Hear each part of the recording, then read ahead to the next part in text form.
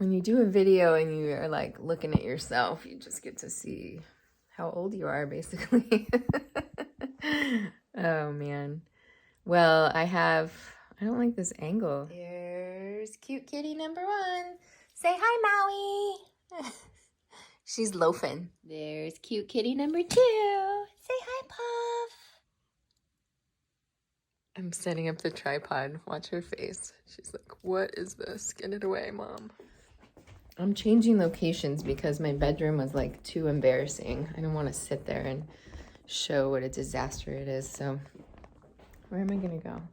Well, let's look at my house because I just rearranged some things. I have two dining rooms and I just changed it up and put those chairs there. I'm watering my plants and there's all the supplements that I've gotten bad about taking. And I had to like remove this rug around because the cats run around like crazies. And what did I do? Oh, I switched out those chairs. That's my cute little house. I love my house. Here's the backyard. I mean, it's a sunny day right now, so I normally have cushions on the couch and it's a really lovely place to sit, but we're about to get snow again and it's just on and off with the pillow cushions constantly like getting rained on, getting snowed on, so at the moment they're off. Well, shout out to Betty. Hi, Betty. Thanks for checking in on me. And I know it's been a while since I made a video. Sometimes I make a video, I feel like I just need this closer to my face. And this is like, just rolled out of bed, rearranged the house a bit, have my chai. And this is just what you get. So sometimes I make videos and then I don't post them because I just feel kind of like, disgusted is not the right word, but I'm just feeling like, ugh, I don't want to upload that video, or I didn't say anything, or that happens a lot. And I don't know if this video is going to be one of those videos, but it might be, so we'll see. Here's my friend that died. Look at that short life. She was born in 80, and I have some of her ashes right here. And someone made this little beautiful card of some photos of her, which is nice. My sweet friend Athena. Yes, that's my beautiful daughter in the background. All right, so what do I want to say? I guess today I have a telemed visit and it's with a virtual endocrinologist, so that'll be interesting. I'm not really a fan of virtual visits, but my oncologist, he wanted to set me up with one, and then they kept calling me and they were like saying that they don't take my insurance and it was going to be like $50 out of pocket, and I thought, why not try to find one that's not out of pocket?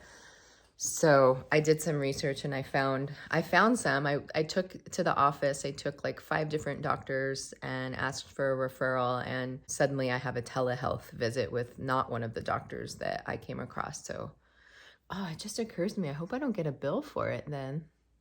Normally I think they call. So I'm not even sure. I mean, endocrine therapy is the thing that is what it's called when you're taking the estrogen suppressor, the aromatase inhibitor, and I haven't been taking that, as I've said many times on my videos. I am taking this cruciferous complete cruciferous, I think it's called cruciferous complete, and I need to go get broccoli sprouts again, but my naturopathic medical doctor said that sprouting broccoli seeds is really like one of the best things you could possibly do, but it's kind of a pain in the ass. I mean, you got to be on it because if you go like a couple of days, it can start to develop, I guess it's mold. Yeah, some little mold on it. So you have to just be like rinsing and draining and eating them. And I just throw them in my mouth. I'm not like a big salad eater, so they'd probably be really good on salads. The reason why I'm having this endocrinologist appointment is because I told my doctor that I have really severe osteoporosis, which of course he should know because assumably he's like looking at the imaging and the data and all like that. But I don't know about you, but what I've noticed is that the doctors are just, they're so busy and they're so inundated and they're constantly running around, like barely able to keep up, especially in the cancer centers. I don't know how many new people are getting diagnosed, but it's a lot, and there's so much counseling that goes into it, especially in the beginning. I had doctors spend hours with me, and if they're doing that with multiple people every day or every week or whatever it is, they are spread thin. And I think one of the biggest, I know I made a video on this like years ago. One of the biggest things I noticed that was surprising for me was that you really have to advocate for yourself, because if you think somebody is keeping track of everything for you, for the most part, they're not. There's no doctor that knows everything that's going on and is taking responsibility for the whole of you, right? They're just like, they're specialists for the most part. Like, I'm going to talk to the endocrinologist and they're not going to know anything about my lungs or whatever. They're just going to be focusing on what their specialty is. And then I guess in a way that's a good thing. Supposedly you're dealing with an expert in whatever field it is. So, but I told him that I was considering taking the endocrine therapy like every third day or something like that, because I have HER2 positive, or I had HER2 positive disease, breast cancer, and triple positive. And I know that the incidence of recurrence is like, I forget how it is, if it's HER2 negative, estrogen dominant, I can't remember this part, but a couple of the breast cancers, like the graph is like, you hit that 5-year mark and then the incidence of recurrence starts to like taper off or something. But I know for mine, whether it's triple positive or HER2 positive, I can't remember. It's just like, it's like this. It's like the 20-year mark. The risk of recurrence at 20 years is very similar to, it barely goes down, is like very similar to the risk of recurrence at 5 years. So that's something to think about. In some ways, I feel like I'm out of the woods. I mean, so 2017, 18, 19, 20, 21, 22, 23, I'm coming up on my 6th year since diagnosis. And like, I think that's worth celebrating. I'm very happy about it. And at the same time, like my friend who died, she was diagnosed with colon cancer and she died in 2 years, just over 2 years, 2 years and a couple months. And she didn't elect to do anything no standard of care. She didn't do surgery, chemo, radiation, nothing.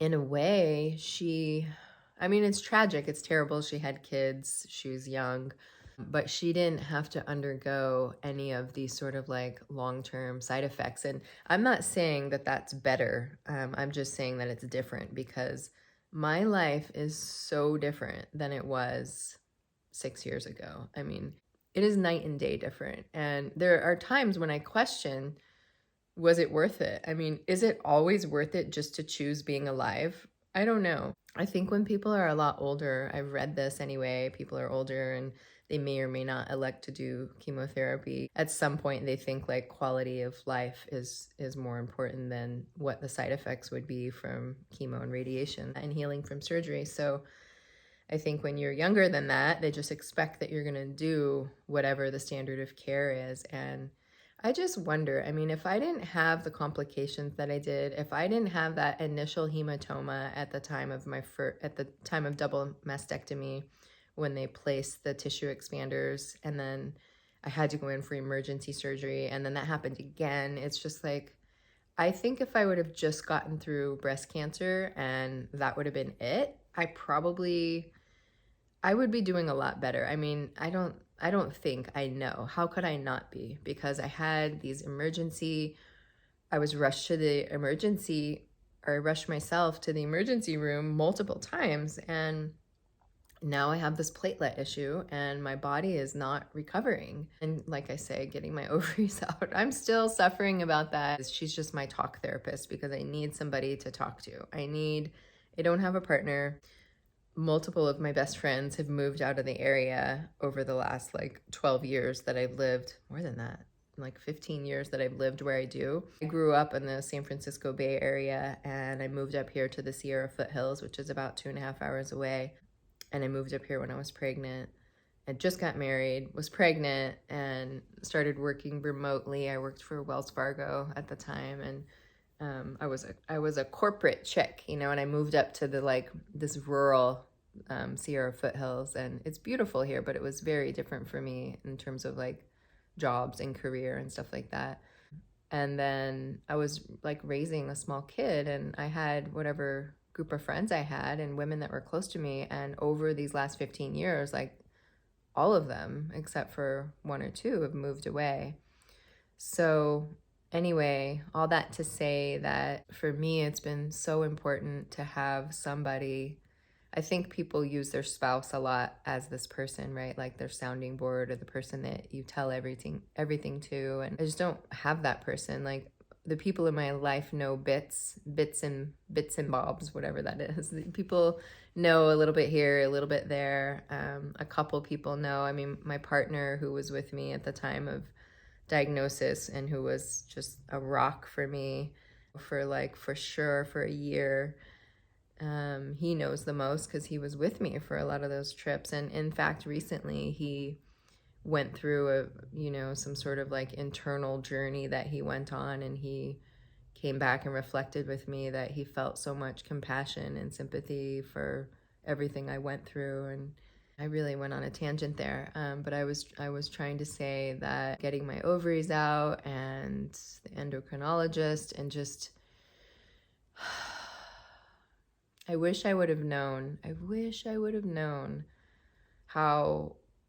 what a huge impact it would be to get my ovaries out. And now it's been like, I mean, I got them out in 2020, the year of COVID. That was like, it was so hard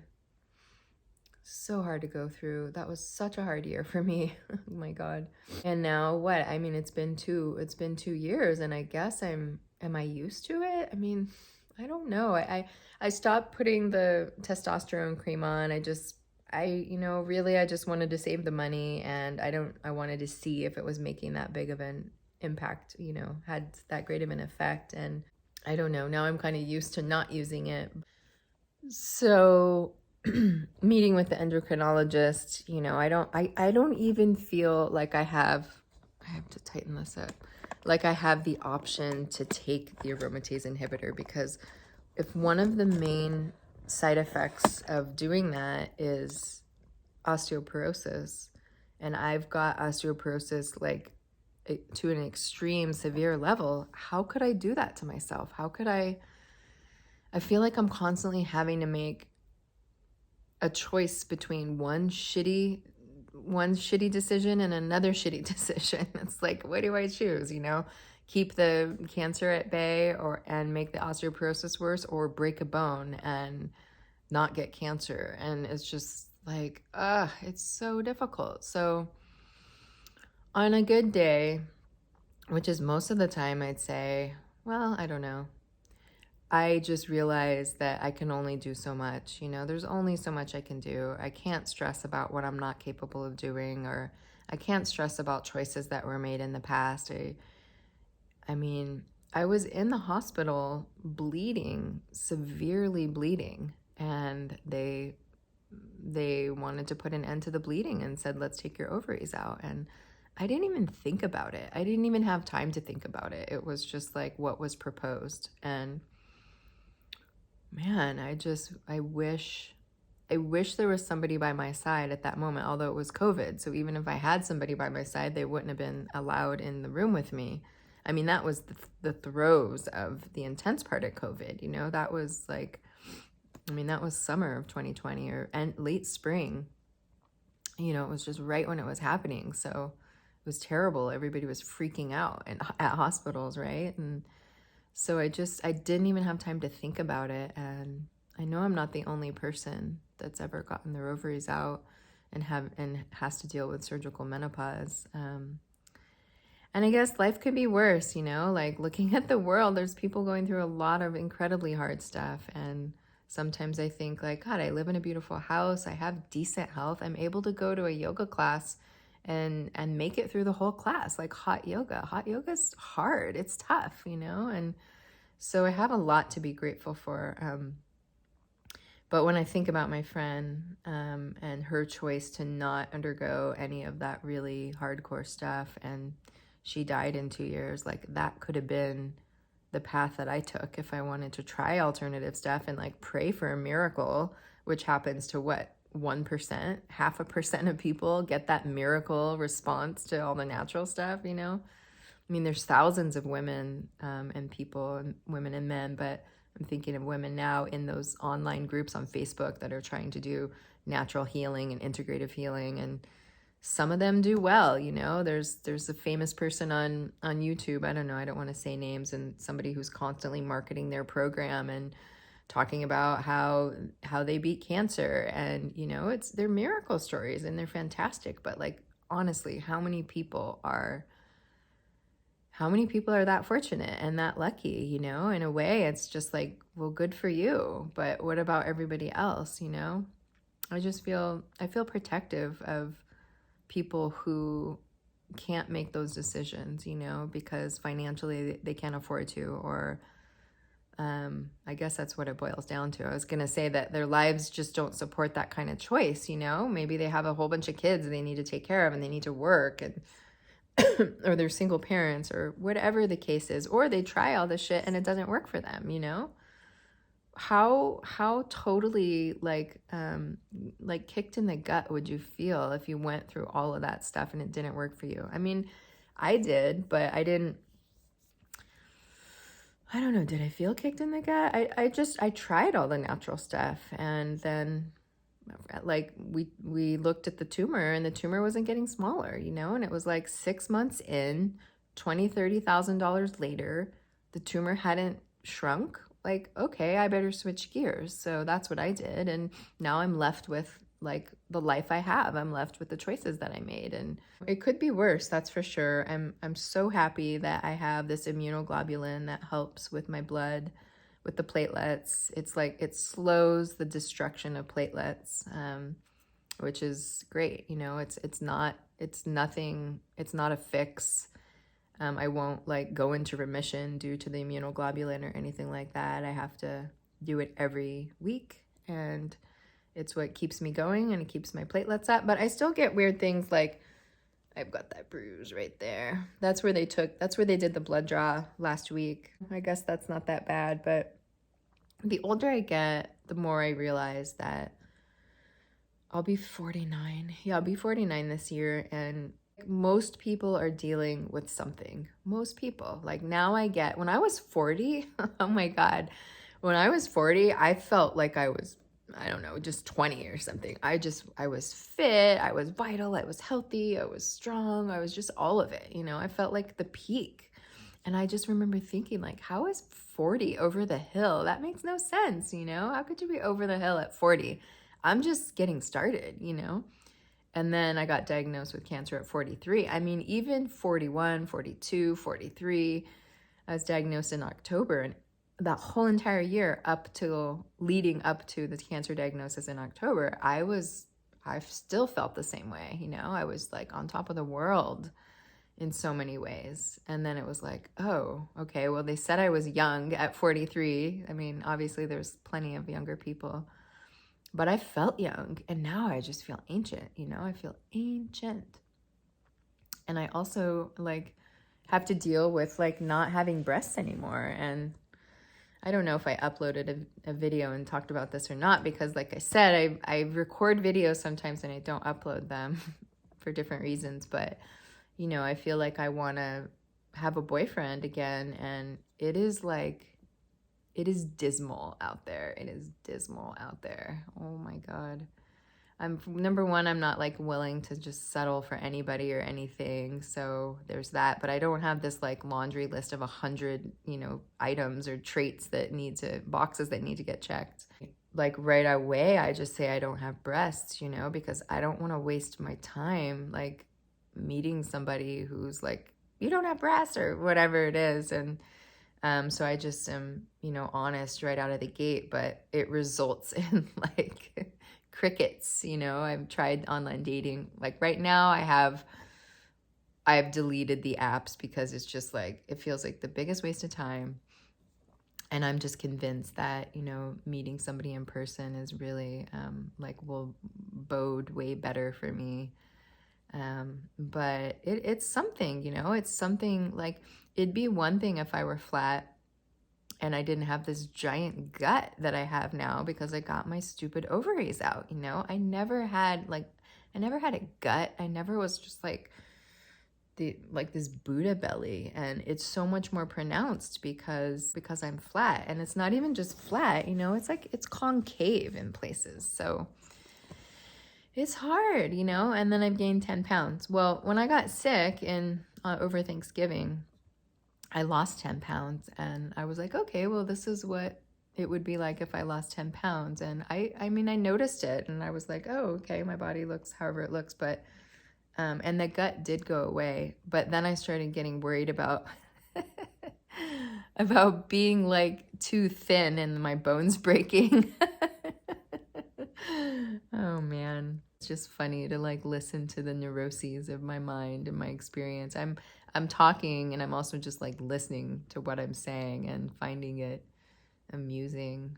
It's just such a I have a friend who recently made a video on TikTok, and he was talking about how like the greatest gift is to give to others. And it reminded me of my friend that died, actually. I remember over the years, she'd get so wrapped up in turmoil and her emotional experience and just all this stuff. And I would tell her, like, go do something for someone else, just go do good for another person. Get your attention off yourself, and I'm hearing myself talk, and I'm like, just get my attention off myself. It's even if it's not go do good for someone, it's just like, go take a walk outside, go be in nature, just go get out of your damn head, because I believe that 95% of our problems are just what's going on inside our head. It's not even what the reality of it is, So sometimes you have to hear your own words. I think like what you would say to somebody else, sometimes we have to say that to ourselves. I'm noticing that right now for myself. Let's see what else. So I'm overdue with I'm supposed to be meeting. I was supposed to redo the urine analysis and meet with the naturopathic medical doctor. I'm just behind because it costs a lot. So I end up not doing it on the schedule that she recommends I do. So I'm super curious because I've been going to hot yoga about once a week. I don't want to go too much because of the dehydration factor. Oh my God. But you know what? I realized, so I'm one of those like chronically low blood pressure people, and I was just doing research. I'm always doing some kind of research, something health related about my situation. And I could have, is it 6 grams? No, 6 milligrams. Grams or milligrams? I think it's grams. Of 6 grams of salt a day for someone with low blood pressure. And it ends up being like a very heaping tablespoon. Like it's a good amount. So I've been doing, like, I'll take electrolyte powder, but what the serving, like one serving is not enough. I could have like 3 servings. And I'm noticing that it makes me feel really good. It's giving me something that I'm needing. I don't know if my sodium's low or what it is, but it really gives me like a lot more pep. So I've been trying to have a lot more salt in my diet, and just like having an electrolyte powder and then throwing a whole bunch of salt into it. And I think when you're low blood pressure, like you just don't have to worry about, there was just all this talk about too much salt for a lot of years. I wasn't following that path. I just naturally, I don't know. I think that chemo is so dehydrating that, like, for me, I'm just chronically dehydrated. And I do blame chemo a lot for that. So I need to like replenish, and then doing hot yoga, if you do it too much, it can definitely be depleting. And I used to do it too much. Totally. Oh my God. I was insane about it. I'd go every day if I could, and sometimes did. So now I'm doing it once a week. But anyway, that's like such a good form of detox. And so when I do like the mineral analysis, the hair mineral analysis, the urine analysis, I'm super curious to see if some of those heavy metals are less. So I've got that appointment, but it's not scheduled, and we'll see how it goes today with the endocrinologist. And I got to get some exercise. I haven't for the last few days. Some days when I'm doing really good, I just do 100 jumping jacks, and it's just like, that's so doable. You know, it takes what, a few minutes, and I figure that's better than nothing. Like 100 jumping jacks, and just like grab my kettlebell and do like, you know, 10 whatever's this is. Grab my kettlebell and lift the weight for a couple of minutes. You know, it's just like a minimum just to get my body moving, get something happening inside, you know. So that's my update for now. I appreciate people checking in. I'm not dead. I didn't die. I mean, I'm laughing, but you know, I know of some people who have cancer, and sometimes I'm like, did they die? And a couple of the people did, you know, and you have to kind of check in on people and see how they're doing, and you never know. I mean, at some point, one of these videos will be my last video, you know, when I die, if I keep making videos, and it's just how it is in the world of cancer. So thanks, Betty. Thanks for checking on me. And I know there's some other women that sometimes keep in touch, and I just say hello to you, and I hope you're all doing well. And I really appreciate anybody who takes the time to care and listen and check in. And we're all just doing our best. Just be kind to yourself and take it day by day. Be kind to yourself and do what you can, and don't beat yourself up for what you can't do. You know, I need to hear those words as much as I need to say those words. So that's it. Take care.